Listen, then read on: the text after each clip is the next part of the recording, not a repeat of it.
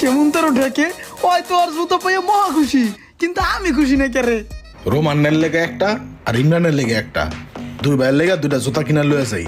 জুতাগুলা সুন্দর আছে, টিকসই হইব। সাদাটা রোমান্নার, কালাটা ইমরান্নার। আরে ভাইয়া এই জায়গায়?